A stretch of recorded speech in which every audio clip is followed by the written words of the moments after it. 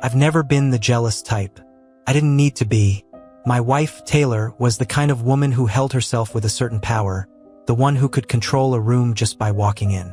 That was her energy, electric, magnetic, almost dangerous in a way. But she was mine.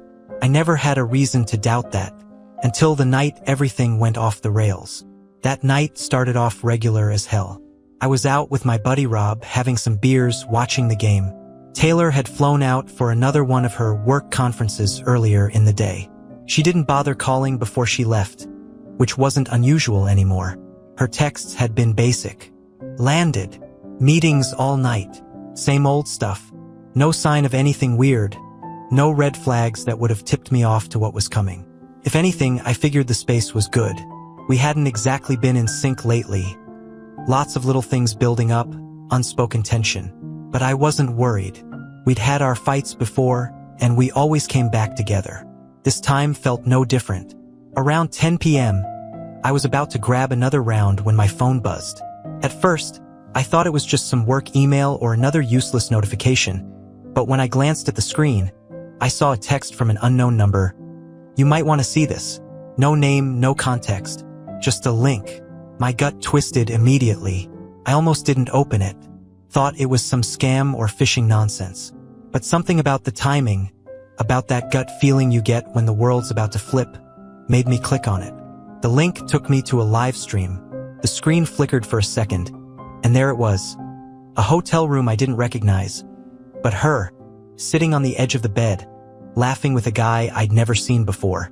She wasn't wearing anything but a t-shirt and her underwear, hair pulled up, looking far too comfortable.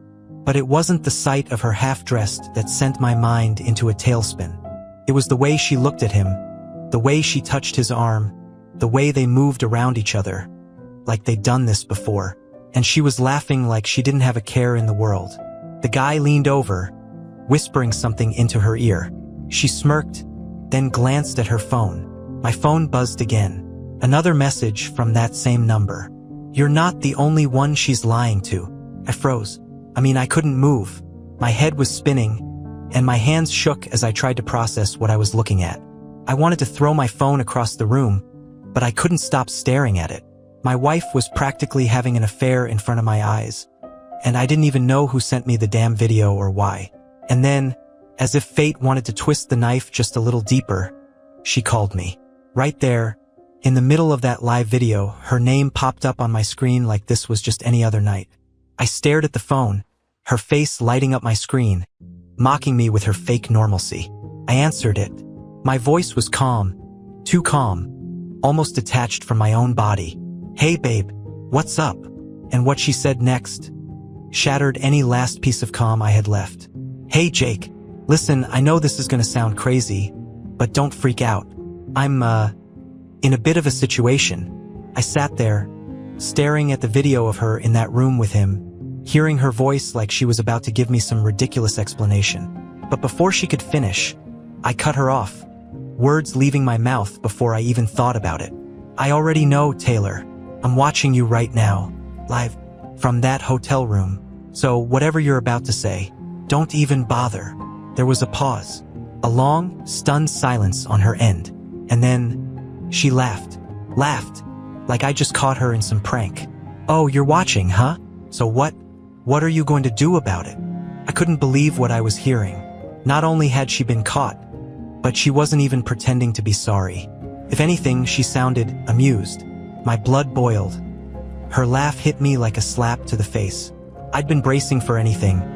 Tears, apologies, excuses, but not that. The sound was cold, sharp, as if she didn't give a damn that I was on the other end of the line, watching her in that sleazy hotel room with some guy I didn't know from Adam. "Are you serious right now?" I asked, my voice shaking. "You think this is funny?" "Jake, relax," she said, her tone dripping with condescension, like she was talking to a child throwing a tantrum. "Don't make this bigger than it is. It's not what you think." "Not what I think?" I repeated, my voice rising. I was seconds away from exploding, but I held on, barely. "Taylor, I'm watching you sit in a hotel room with another man, half-dressed, laughing. What the hell am I supposed to think?" She sighed. The kind of exasperated sigh you give when you're over someone's drama. It's just work, Jake. Calm down. We're blowing off some steam after a long day of meetings. You seriously need to stop jumping to conclusions. I couldn't believe what I was hearing. Work? She was still trying to gaslight me, to pull the same manipulative crap she'd been pulling for months. Like I was too stupid to put two and two together. But this time, I had the proof right in front of me and still, she had the nerve to act like I was the one being unreasonable. Work? I repeated, incredulous. Is that what you're calling it now? I'm literally watching you right now. Some stranger sent me the link, Taylor. Do you even understand how messed up this is? For the first time, her voice shifted. There was a crack in her usual cool composure. What do you mean someone sent you the link? Who sent it? I don't know, I snapped. Does it matter? The point is, I saw you, Taylor. I'm seeing it all right now. There was another long pause. I could hear her breathing, and in the background, the guy in the room with her mumbled something. Her tone changed, sharpening into something more vicious. Jake, listen to me. Whatever this is, it's not your business. You're overreacting. I told you it's work. It's just a little fun after hours. Nothing more. But now her words sounded defensive, like she was trying too hard to downplay it. My heart pounded, and my palms were slick with sweat as I tried to make sense of it all. How had I been so blind? How had I missed this side of her for so long? Or maybe I hadn't missed it. Maybe I just hadn't wanted to see it. You're unbelievable, I muttered. How long, Taylor? How long have you been lying to me? Her response came quick and sharp, like a knife aimed straight at my gut. Does it matter? You're not exactly innocent in this, Jake. Don't act like you've been the perfect husband. I was stunned. She was actually flipping this on me. Me? I hadn't even had a chance to process the betrayal before she was already blaming me for it. What the hell is that supposed to mean?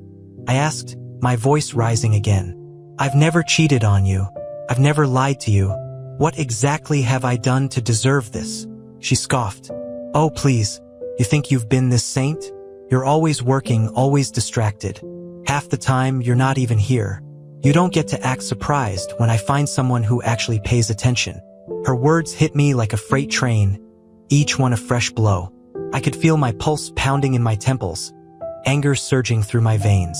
She was blaming me for her cheating, for her lies? This was beyond anything I could have imagined. I thought I knew her, but this was a side of Taylor I'd never seen before. Cold, ruthless, bitchy even, like she didn't care at all. So that's your excuse? I said, my voice low, barely holding back the fury. Because I work to keep this house running? Because I try to give us a good life that gives you a free pass to do whatever the hell you want. Don't be so dramatic, she spat. Maybe if you'd been paying attention, you'd see that this marriage has been over for a while. You were just too busy to notice. The way she said it, so casual, like she was discussing the weather. It was like she was stripping away every layer of what we'd built, reducing our entire relationship to nothing more than a side note in her life. And in that moment, I realized she didn't just stop caring. She didn't care at all. Not anymore. I sat there in stunned silence, trying to hold it together as my world unraveled right in front of me. But then she dropped the final bomb. You know what, Jake? Maybe you should just stop watching. There's nothing left for you here. And with that, she hung up. I sat there for what felt like hours, staring at my phone, her words echoing in my head like a twisted mantra. There's nothing left for you here. Nothing left. How could she just say that? Like the last 8 years our life together meant nothing.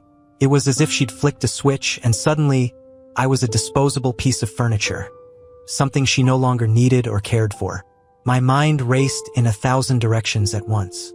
Anger, disbelief, hurt. They all tangled together in a tight knot in my chest.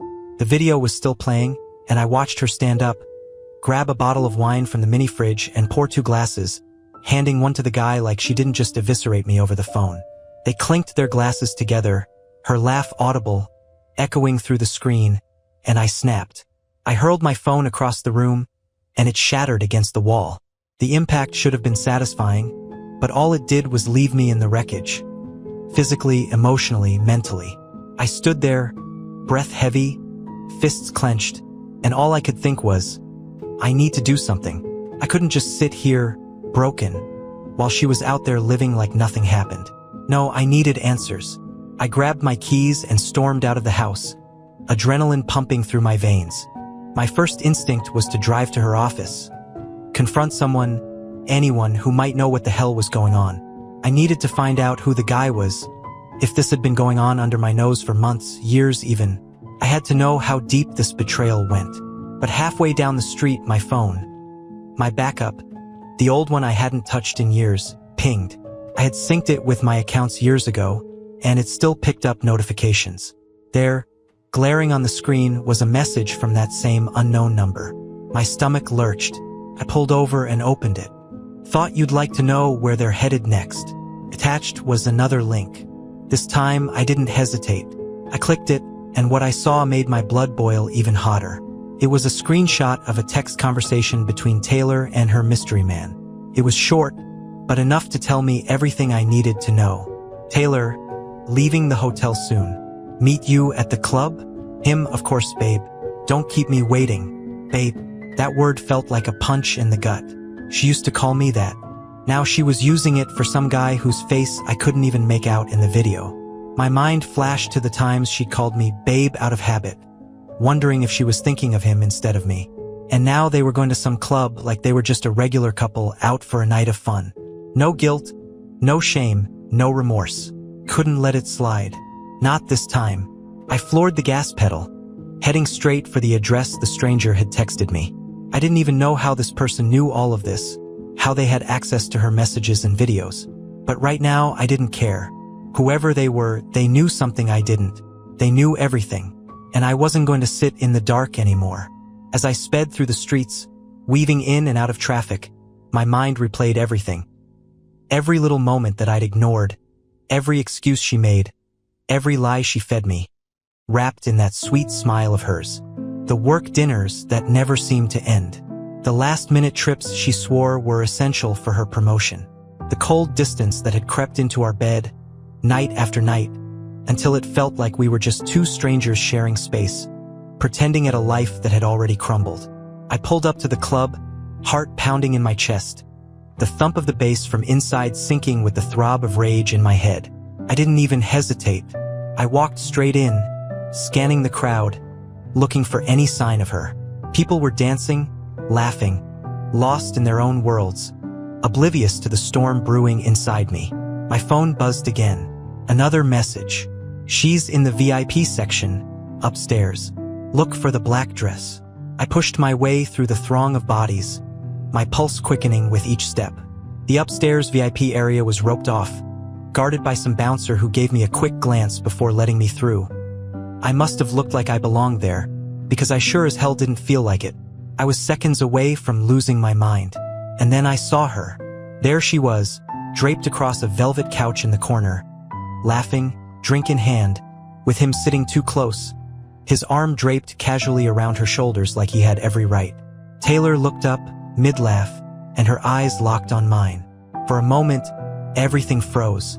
Her smile faltered.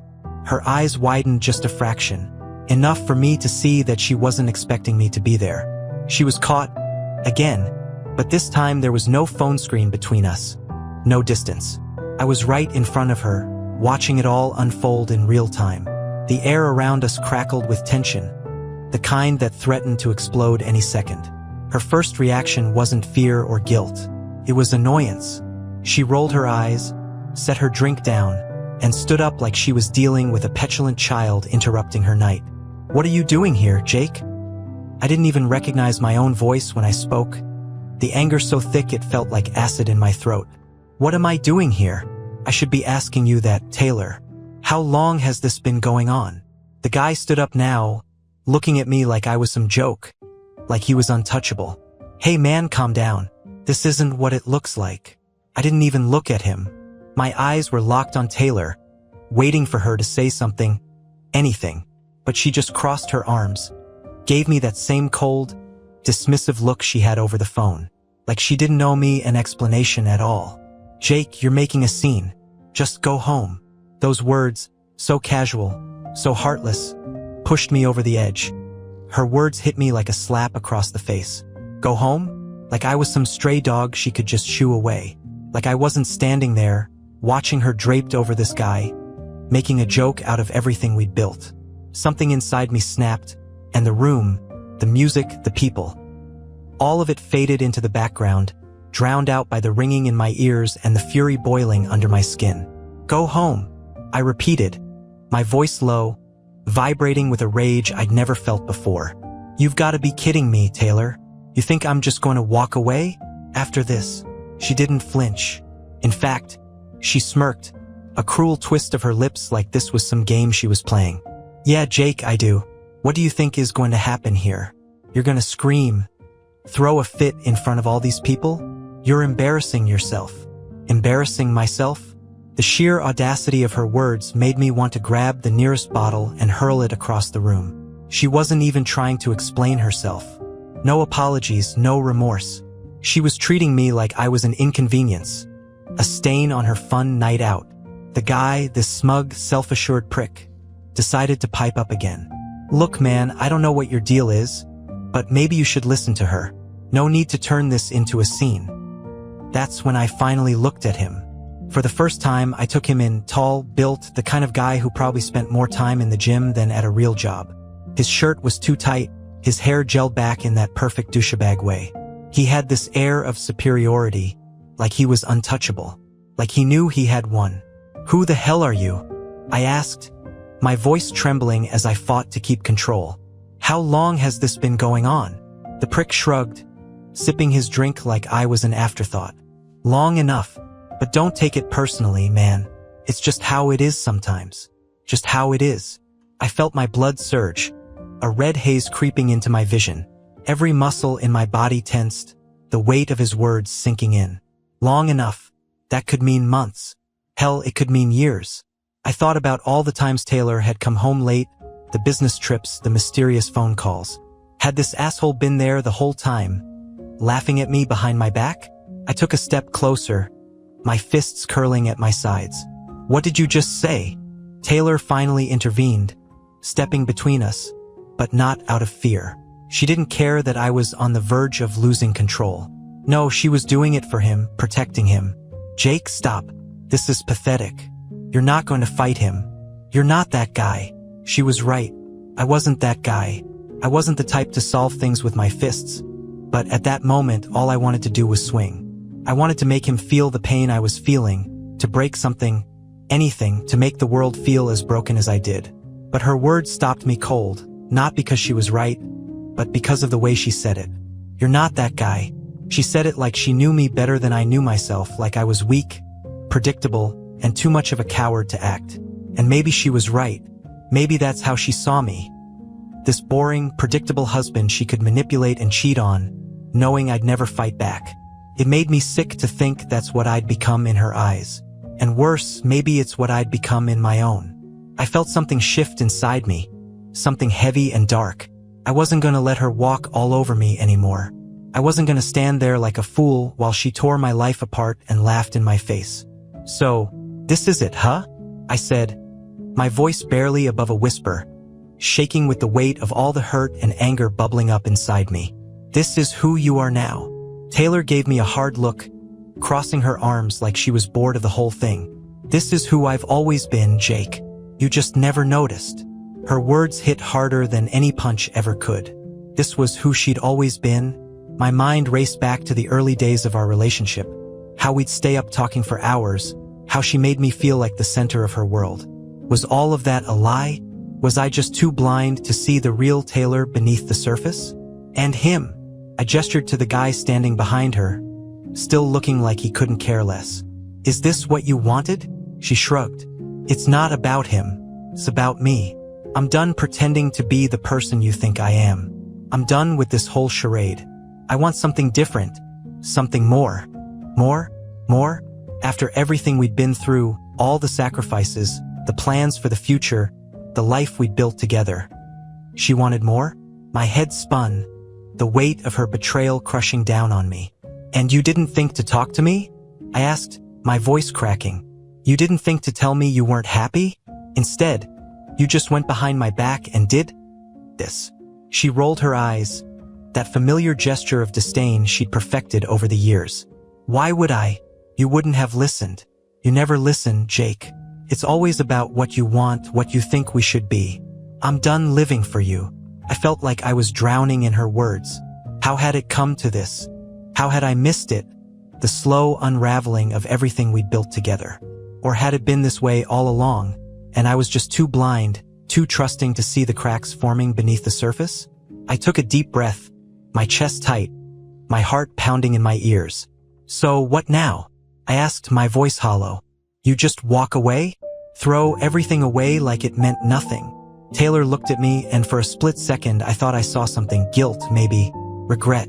But it was gone as quickly as it came, replaced by that same cold, detached expression. Yeah, Jake, that's exactly what I'm doing. And with that, she turned her back on me, literally turned around and walked back to the couch, sat down next to the guy, and picked up her drink as if I didn't exist anymore. Like I was just some ghost haunting the edges of her new, exciting life. I stood there, numb, frozen in place, my fists still clenched but useless now. What was I supposed to do? Fight him? Drag her out of there? Beg her to come back? I felt hollow, like a piece of me had been ripped out and discarded on the floor of that club, right there in front of everyone. I was nothing to her now. Nothing. I left the club in a daze, the pounding bass fading into the distance as the cold night air hit my face. My legs carried me outside, but my mind was still back in that VIP room, watching Taylor walk away like I was nothing, like we were nothing. I don't even remember getting to my car. I just remember sitting in the driver's seat, staring at the steering wheel, hands shaking. My phone buzzed again. Another message from that same unknown number. You saw what you needed to see. Time to get the truth. What the hell did that mean? The truth? As if what I'd just witnessed wasn't enough. As if there was more to this nightmare than my wife having an affair in front of me, with some gym bro she probably met on one of her so-called business trips. But something in the pit of my stomach told me to keep reading, to see where this was going. Then another text came through with an address. Place downtown, not too far from where I was. Go there. Now, I hesitated. Whoever was texting me clearly had a vested interest in destroying whatever was left of my life. First, they sent me that video, then the location of Taylor's little date night. Now this? I wanted to ignore it, throw my phone out the window and never look back. But I couldn't. I needed answers. I needed to know how deep this rabbit hole went. Without thinking, I started the car and drove. The streets blurred past me as my mind raced. Who was behind this? Was it someone from Taylor's work? An old friend? Or was this all some elaborate scheme to screw with me? When I pulled up to the address, my heart sank. It was an apartment building. One of those luxury ones with a doorman, fancy glass windows, and balconies overlooking the city. I parked across the street, staring at the building, the knot in my stomach tightening. Why here? Who lived here? Another buzz. Third floor, apartment 307. My head spun as I got out of the car. The whole thing felt surreal, like I was walking into a trap but couldn't stop myself. I took the elevator up, my heart pounding in my chest, unsure of what I was about to walk into. When I reached the door to apartment 307, I hesitated, my fist raised to knock, but before I could, the door opened. A woman stood there, staring at me with tired, red-rimmed eyes. She looked like she hadn't slept in days, her face pale, hair pulled back in a messy bun. I didn't recognize her at first, but something about her seemed familiar. Her clothes were casual, jeans and a sweatshirt, but the sadness in her eyes told me she wasn't just some random person. Are you Jake? She asked quietly, her voice hoarse, like she'd been crying. I nodded, feeling the knot in my stomach twist even tighter. Yeah, who are you? She stepped aside, motioning for me to come in. You're not the only one who's been lied to. I hesitated for a second before stepping inside, my mind scrambling to catch up. The apartment was small but neat, like someone had put effort into keeping it clean despite the chaos that seemed to hang in the air. On the coffee table, there were half-empty wine glasses and a stack of papers. Bills, documents, things that looked like they'd been hastily thrown aside in frustration. I'm Emily, she said, closing the door behind me. And I think we're in the same mess. I frowned, trying to place her. The name didn't ring any bells, but her face, something about it, seemed connected to all of this. I don't understand. How do you know me? She sighed, running a hand through her hair before sinking into the couch. I didn't, not at first, but I figured it out after my husband started acting weird. He kept going on these trips, working late, always texting someone. I thought maybe it was just stress, you know? But then I found the messages. I found her. My heart stopped. Taylor, I muttered, more to myself than to her. Emily nodded, her eyes filling with tears. She clearly didn't have the energy to shed anymore. Yeah, your wife and my husband have been seeing each other for almost a year, I think. Her words hit me like a hammer to the chest. A year? I knew Taylor had been distant for a while, but a year?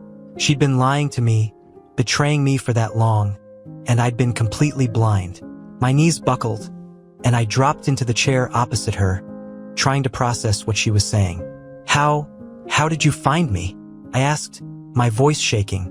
Emily reached for her phone on the coffee table, scrolling through it before handing it to me. I didn't at first, but then I found this. On the screen was a message thread, one between her and Taylor's lover. It was explicit, to say the least. Texts about meeting up, about the lies they were telling their spouses, laughing behind our backs. It was all there. But the kicker? There were also texts where he talked about me. He knew you, she said quietly. He knew you were Taylor's husband, and he didn't care. He talked about you like you were some joke, like it was all some twisted game. I stared at the screen, my hands shaking, feeling a mix of fury and nausea twist inside me. Who is he? Emily's face tightened, the anger flaring in her eyes for a moment. His name's Ryan Mitchell. We've been married for 5 years, and apparently he's been cheating on me for at least one of them with your wife. The name didn't mean anything to me, but the betrayal cut just as deep. Taylor had been sneaking around with this guy, Ryan, while I worked late, while I planned our vacations, our future, while I tried to fix whatever was wrong. She'd been running off to hotel rooms and clubs, laughing at me behind my back. Emily continued, her voice shaking with the same pain I was feeling. I tried confronting Ryan, but he just brushed it off, like it didn't matter, like I didn't matter. And then, when I saw your wife in his texts, I knew I had to find you. That was you, I said, the pieces falling into place. You sent me that video. She nodded. I figured you had the right to know. I thought, maybe if we both knew, we could do something about it. I sat there in stunned silence, trying to make sense of the mess we were both in. Taylor wasn't just lying to me. She was living a completely separate life, with someone else, someone who didn't even bother to hide it anymore. What do we do now? I asked, not even sure who I was asking. Myself? Her? Emily didn't answer me right away. She just sat there, staring down at her hands, which were trembling slightly. The weight of the situation pressed down on both of us like a thick fog. Taylor, Ryan, the lies, the betrayal. It was too much to take in, and yet I needed to do something. Sitting there in stunned silence, letting this happen to me, to us, it wasn't an option anymore. Finally, Emily looked up, her eyes hardening, a steely resolve taking over the sadness that had been there before. We can't just let them get away with this, she said, her voice barely above a whisper. We've been humiliated, lied to, betrayed. They think they're invincible, that we'll just lie down and take it. But we're not doing that. Not anymore. Her words hit me like a spark, igniting something inside that had been simmering since the moment I saw that video. I didn't know what the plan was yet, but she was right. There was no way I was going to let Taylor and her lover keep running circles around me like I was some joke. I wasn't going to sit back and let them continue living their little fantasy at our expense. What are you thinking? I asked, leaning forward, the urgency in my voice matching the storm of anger brewing inside me. Emily looked at me, her expression shifting into something cold, calculating. Ryan doesn't know I know about you. He thinks I'm still in the dark, that I'm just some oblivious wife sitting at home, waiting for him to come back from his fake business trips. And Taylor, she's been feeding you lies for so long. She probably thinks you'll just roll over and let her walk away. She paused, taking a deep breath before continuing. We need to hit them where it hurts. I wasn't sure what she meant at first, But then it clicked. You mean, expose them? Emily nodded, the anger in her eyes flaring up again. Exactly. We have proof. The texts, the videos, everything. If we play it right, we can rip the rug out from under them before they even see it coming. The thought of exposing Taylor, of tearing down the facade she'd built so carefully, felt strangely satisfying. All the times she'd lied, the way she'd laughed at me. She deserved to be humiliated the way I had been. But it wasn't just about revenge. I needed closure. I needed her to see that I wasn't the fool she thought I was. How do we do it? I asked, feeling a dark sense of purpose creeping in. Emily leaned forward, her eyes locking onto mine with an intensity that sent a shiver down my spine. Here's what I'm thinking. Tomorrow I'm going to confront Ryan. But I'm not doing it alone. You'll be there too. We'll blindside them both. Make them face each other. Make them see what they've done. We confront them together. No more secrets. No more lies. I felt a rush of adrenaline at the thought. A confrontation, face to face with both of them at once. The idea of watching Taylor squirm, of seeing the guilt, if she had any, finally hit her, made my pulse race. It was risky, sure, but after everything, what did I have to lose? Where do we do it? I asked, already imagining how it would play out.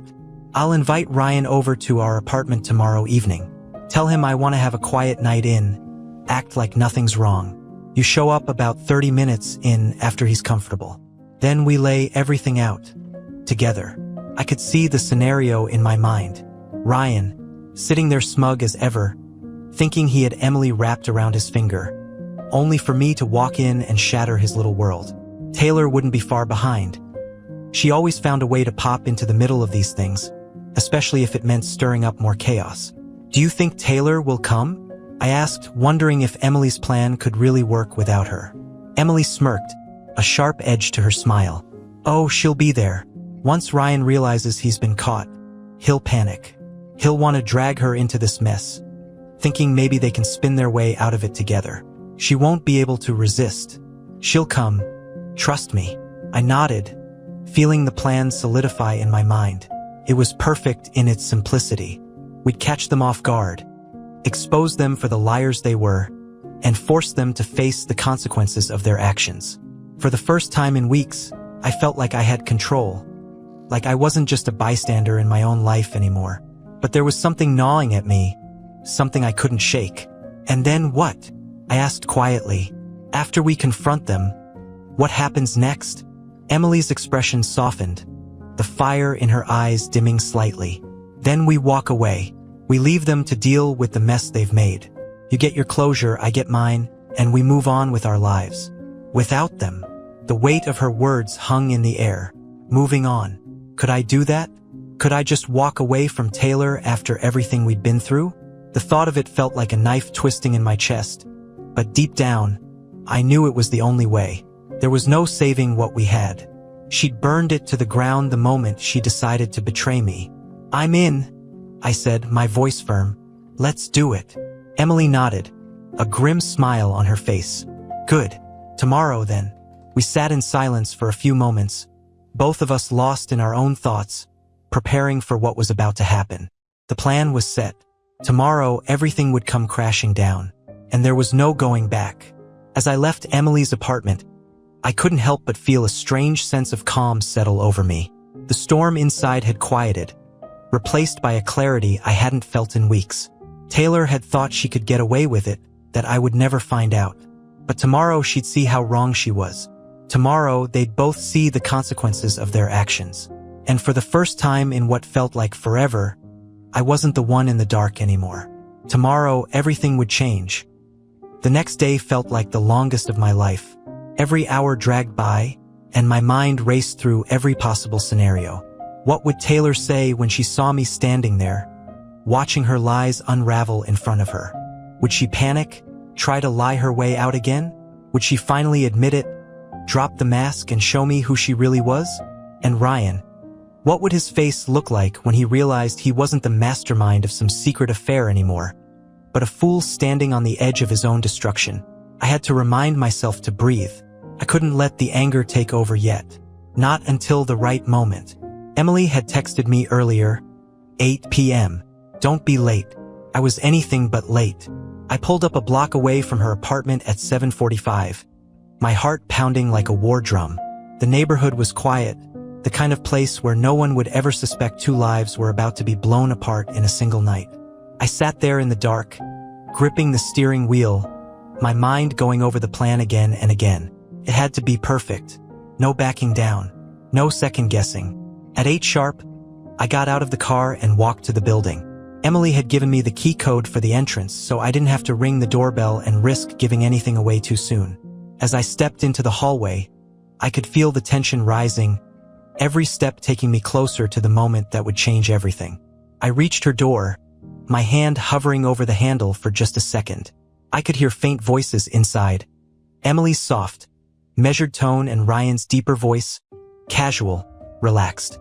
He had no idea what was about to hit him. I pushed the door open and walked in. The living room was dimly lit, candles flickering on the coffee table, 2 glasses of wine half full next to a charcuterie board that looked untouched. Emily sat on the couch, her body language tense but composed. Across from her, Ryan was lounging like he owned the place, one arm draped over the back of the couch, his phone in the other hand.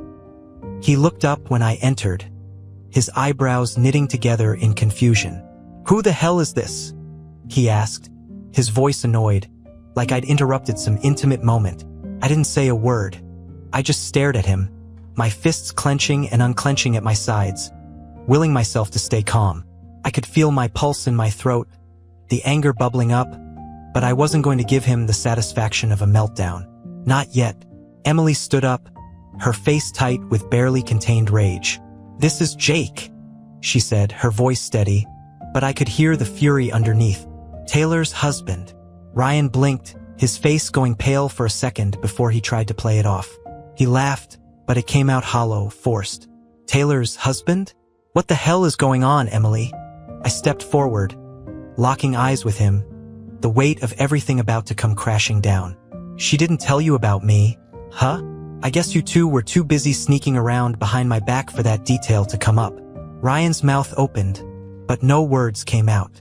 He looked from me to Emily, then back again, scrambling for something to say, some way to explain this mess. But there was no way out now. The truth was already unraveling, and there was no stopping it. "Look, man," he stammered, his voice cracking. "This isn't what it looks like. I don't know what she told you, but..." Emily cut him off, her voice sharp as a blade. "Oh, I know exactly what's going on, Ryan. I've known for a while. The late nights, the mysterious trips, the constant texting. You think I didn't notice? You think I'm stupid?" Ryan's face twisted into something ugly, defensive, desperate. "Emily, come on. You're blowing this way out of proportion. It's not like that." Emily's laugh was cold, bitter, a sound I'd never forget. "Not like that? You've been screwing Jake's wife for months, Ryan. Don't stand there and act like it's nothing. Don't insult me like that." Ryan's bravado crumbled. He tried to say something, but the words died in his throat. His eyes darted to the door, like he was thinking of making a run for it. I stepped closer, blocking his path. He wasn't getting out of this. "And Taylor?"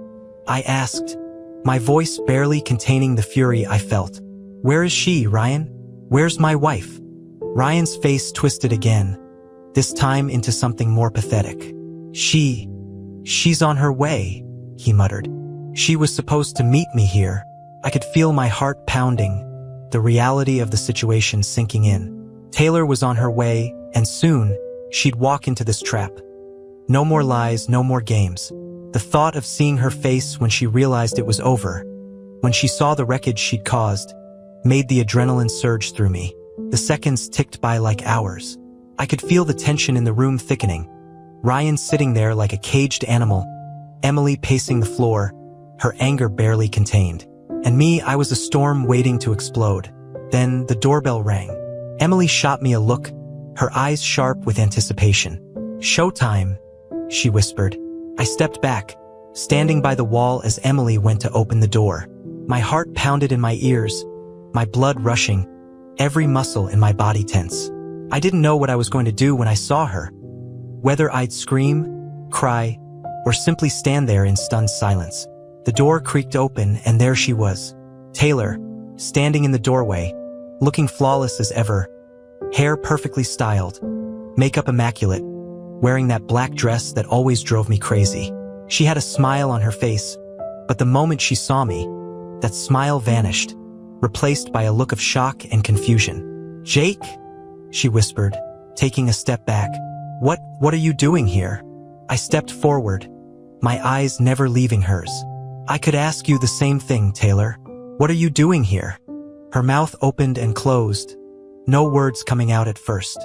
She glanced over at Ryan, her eyes wide with panic, and then back at me. The silence was suffocating. "I can explain," she finally said, her voice trembling. "Explain what?" I shot back, my voice rising. "That you've been screwing him behind my back? That you've lied to me, humiliated me, for months? Go ahead, Taylor. I'd love to hear this explanation." Taylor's eyes darted around the room, searching for something. An escape, maybe, but there was none. She was trapped just like Ryan, and she knew it. "This isn't what you think," she stammered, her voice weak, pathetic. "I didn't mean for it to happen, Jake. It just did." I laughed, the sound bitter, hollow. "It just did? That's your excuse? You didn't mean for it to happen, but you kept going. Over and over again. You think that makes it better?" Tears welled up in her eyes, but I wasn't moved. Couldn't be. Not after everything.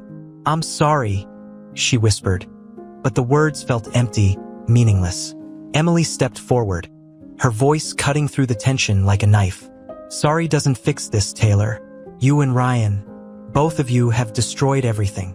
You've lied, cheated, and for what? Because you were bored? Because you wanted more?" Ryan tried to interject, but I silenced him with a look. This wasn't about him anymore. This was between me and Taylor, and I wasn't letting her off the hook. "I loved you," I said, my voice cracking. "I trusted you. I gave you everything, and this is how you repay me." Taylor's tears started to fall, but I didn't care. Not anymore. I was done with her, with the lies, with the fake apologies. The person standing in front of me wasn't the woman I married. She was a stranger, and I didn't want anything to do with her anymore. "I'm done," I said, the words final, leaving no room for argument. "We're done." And just like that, I turned and walked out the door. I walked out of Emily's apartment building without looking back, my footsteps heavy, but my heart strangely light. The cool night air hit me like a slap, but this time it didn't hurt. It didn't burn like the anger or sting like the betrayal. It just was. For the first time in what felt like forever, I felt clearer than I had since I first opened that cursed video. As I stepped out onto the street, the chaos I'd left behind, Taylor's tears, Ryan's panicked expression, Emily's righteous fury, faded into the background. It was over. It was finally over. There was no grand confrontation that could fix what was broken. No more lies to untangle. No more excuses. The truth was out in the open, and all that was left was the wreckage. And I wanted no part of it anymore. I got into my car and sat there for a moment, gripping the steering wheel, trying to catch my breath. My mind raced through everything that had just happened. The look on Taylor's face when she saw me, the way her mask had slipped, revealing the mess of a person underneath. She had always been good at playing the part, the perfect wife, the loving partner. But tonight, that illusion was shattered. The tears she shed, the "I'm sorry" she had whispered, they were meaningless now, empty. The truth was, she had made her choices long before this moment, and I was done trying to understand them. I was done trying to figure out why. All I knew was that she wasn't the person I thought she was, and maybe she never had been. My phone buzzed again. For a second, I thought it was another message from that unknown number. But no, it was Taylor. Of course.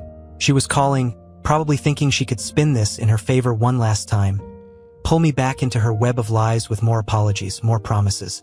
But I wasn't that man anymore. I stared at the screen for a moment, watching her name flash before me, and then I hit ignore. I wasn't ready to hear her voice again. Maybe I never would be. She was part of my past now, and that's where she needed to stay. Another buzz.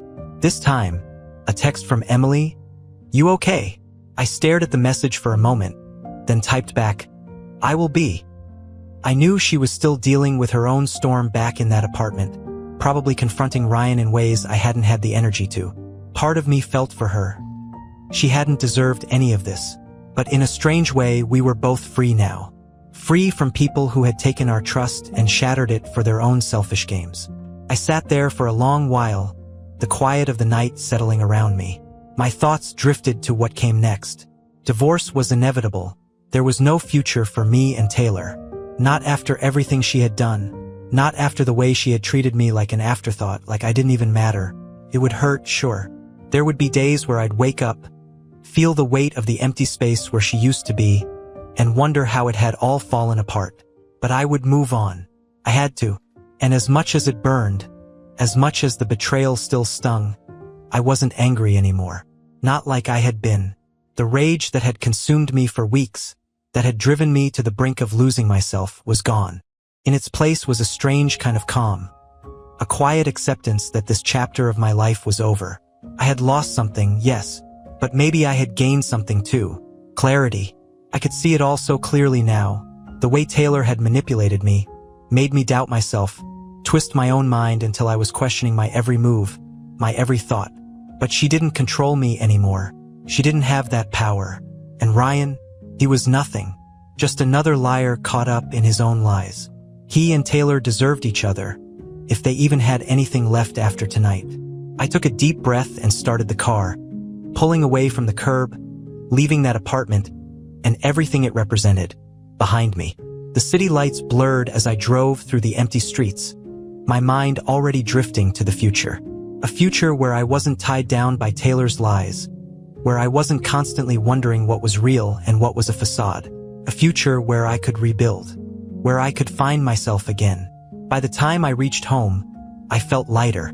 There was still a long road ahead, sure. Papers to file, loose ends to tie up, and a lot of painful conversations I wasn't looking forward to. But I could face them now.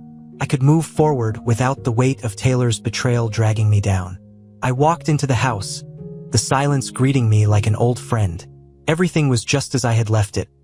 Our photos on the wall, her clothes in the closet, the life we'd shared still lingering in every corner of the house. But it didn't hurt like it had before. It didn't feel like a prison anymore. I grabbed a trash bag and started walking through the house, collecting every trace of her that I could find. Her perfume bottles, the scarves she always left draped over the back of the chair, the stupid knickknacks she insisted on buying every time we went on vacation. Piece by piece, I tossed them into the bag, clearing the space, clearing my mind. And when I was done, I stood in the middle of the living room, looking at the empty shelves, the clean surfaces. It wasn't much, but it was a start. I wasn't a broken man anymore. I was just a man who had been betrayed, who had been hurt, but who was ready to put himself back together again. One step at a time. Tomorrow I'd call a lawyer. Tomorrow I'd start the process of moving on for real. But tonight, I'd sleep peacefully for the first time in months, knowing that I was finally free. Free from the lies. Free from Taylor. Free to rebuild a life that was truly mine.